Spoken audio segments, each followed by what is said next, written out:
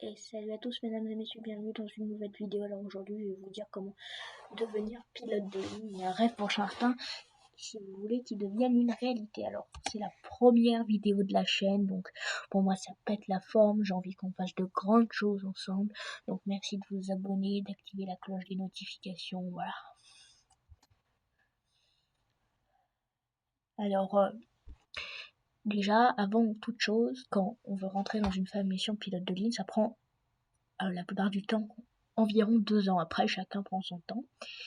Il faut choisir le public ou le privé.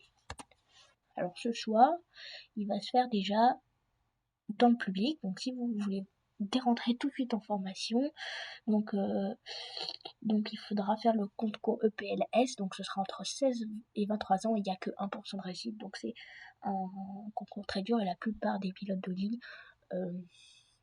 passent par le privé. Donc pour le privé, donc le concours déjà EPLS, c'est bien sûr à l'École nationale de l'aviation civile à Toulouse. Donc pour le privé, on choisit la formation soit modulaire ou soit intégrée. Donc le modulaire, c'est quand on le fait chez soi, dans son arrêt au club, et qu'on passe tout chez soi. Et si on le fait intégré, en fait, on fait la même chose que dans le public, hein, c'est juste que on le fait dans une école, voilà, privée, où les cours sont assez chers, c'est entre 50 000 € et 100 000 €, mais vous me direz dans les commentaires que on fasse une vidéo sur le budget. Donc le B. Donc pour le modulaire, on commence par le modulaire, le brevet d'initiation à l'aéronautique. Il se passe en 3e et bon, je vous en parlerai plus tard dans une autre vidéo, c'est pas le plus important. Donc là, on commence surtout par le PPL, donc c'est les avions de tourisme, 4 places et 45 heures de vol, donc c'est des petits, on va dire, comme dans votre langage, les petits coucous. Après, on doit faire un mûrissement de 170 heures de vol avant de pouvoir passer le grand concours, c'est l'ATPL. Donc il y a l'ATPL théorique et l'ATPL technique. Donc ça on le passe en classe. Donc en classe, c'est environ 1 an ou à la maison et on révise les 17 matières qui sont demandées. À la maison, ça nous permet de plus prendre notre temps et en classe, ça nous permet de plus d'être cadré. Après, c'est à chacun de faire son choix personnel. Après, quand on a l'ATPL, l'ATPL c'est vraiment le grand concours de pilotage d'avion de ligne, on doit passer le CPC. Donc c'est au bout de 200 heures de vol. Donc au bout de 200 heures de vol, ce concours, enfin déjà ce cap, ça permet d'être payé. Puis après, on passe l'IRME, mais tout le monde là, c'est pas vraiment un concours, c'est un stage de vie en équipage. À ces moments-là, quand on passe l'ATPL, je reviens à l'ATPL, quand on passe l'ATPL, on peut repasser dans le public avec le concours EPLV.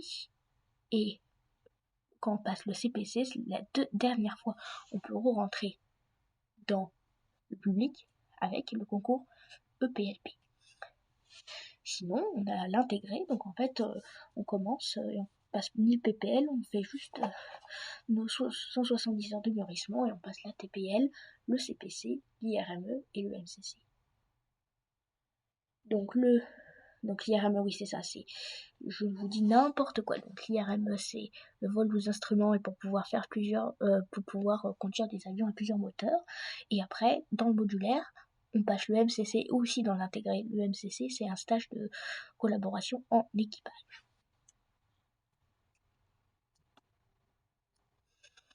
Après, attention, dans le public.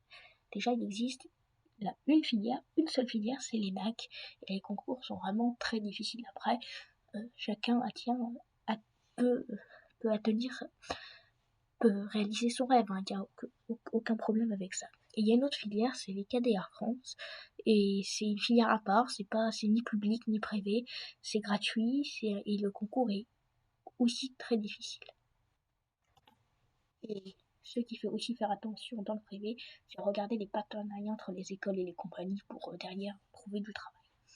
J'espère que cette vidéo vous a plu et merci beaucoup de votre écoute. Ciao!